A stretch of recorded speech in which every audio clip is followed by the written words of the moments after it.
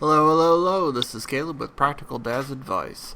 And today we're going to walk through what I've done this week, which was build the first parts, about a third of the tutorial level. So I'm going to go step by step and kind of show the premises and the concept of what makes a good tutorial level.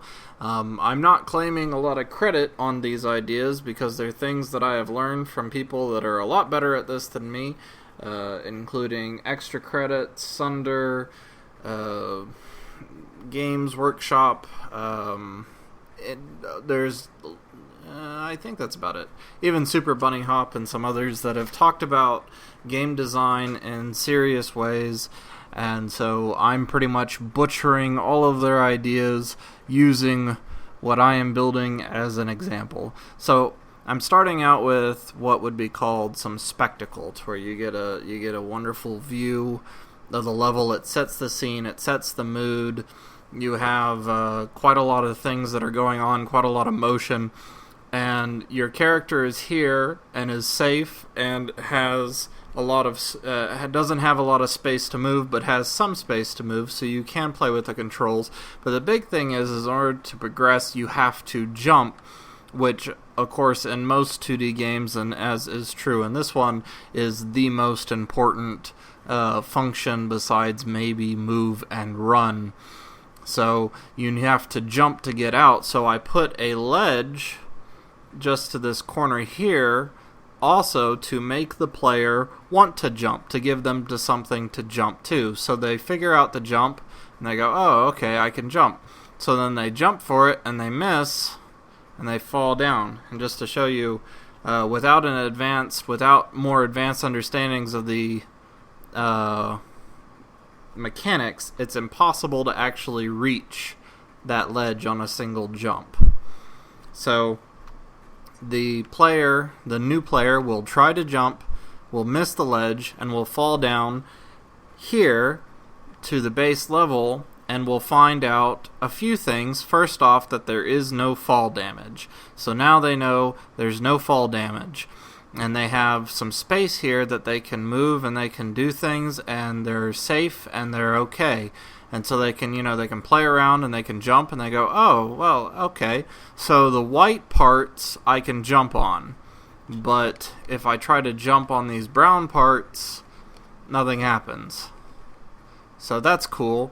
Now I know that the white parts, if it's wood that is kind of this light white or tan, that means I can jump on it. If it's this dark brown, I can't jump on it. That's good to know. So no fall damage, and now I know what I can jump on. And so I come to this house and I see, oh, there's white, so I can jump on it. It's brown up here, so I can't jump on it. But this over here is also white. And yes, I know there's some mistakes. I'm still building a lot of this, like that tree floating there. I see it.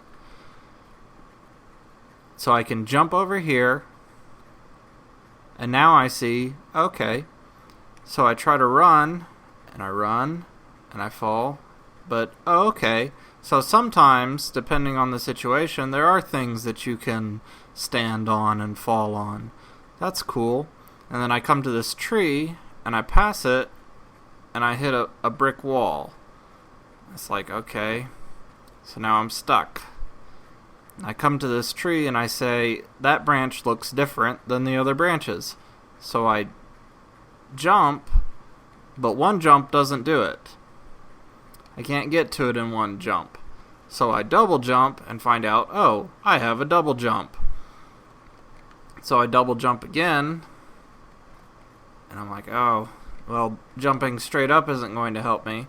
So what if I move and jump? There we go. And then I tried to hit the stick, but I fell down because I wasn't careful with my controls. So now I'm learning that you have to carefully move when you're on a lot of those objects. So now I get up here, and again it's white, so I can run on it. So I run, and I fall. And now I got this thing in front of me. Well, it's not white, and I don't see a tree that I can jump on. So I jump in, oh, I attached myself to it. That's kind of neat. So if I hit it multiple times, I can go up it. Okay. Now I get another one to practice on, just in case that one was a fluke. So I go up, and I go over. Okay. Here's a third one. Now this one's actually not to practice on. This one's here so that you can see that there's a guy that has a sword. And unlike the other NPCs, he's the first one you've seen that's on your plane that has a sword, which is going to tell the player, maybe he's an enemy. Maybe he's not going to be so nice. Oh. And apparently not, because he just killed me. And then I go all the way to the front back, and I'm like, man, that sucks. Except I come to realize when I jump down and start going through this stuff again, that now that I know what I'm doing, I can actually go pretty quick and get back to where I was within a minute or so once I start mastering the mechanics. And then suddenly that delay is not so bad. And he's chasing after me, but I'm going to get away from him by hopping up onto these rooftops. And that's what that slope does. Let me bring that back. When you go up the slope, the enemy chases after you, and you're going up that slope, and so if you hit jump at any point, you're going to go up onto these houses, and they're going to just fly you up. And then he killed me.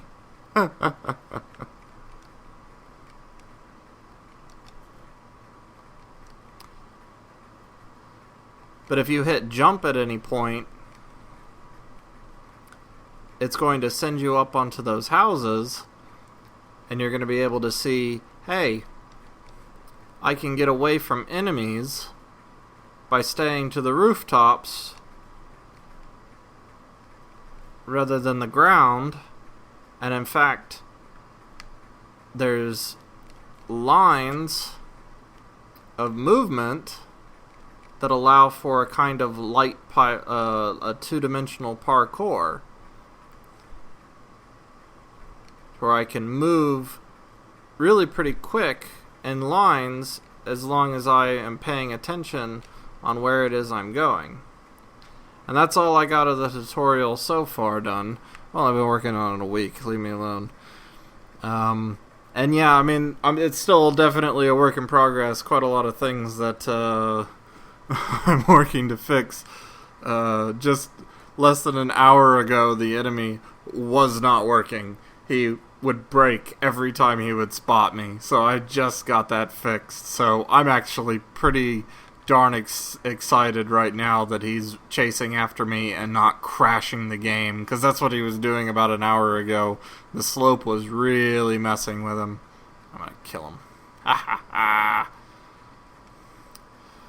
So this is what I've been working on this week, and I hope that some of these just things, simple things about a tutorial level, are helpful for you in your making process, and hopefully you can do a better job at this than me. So far, so good. I'm pretty happy with it. This is Caleb from Practical Dad's Advice. Be at peace. See you next week.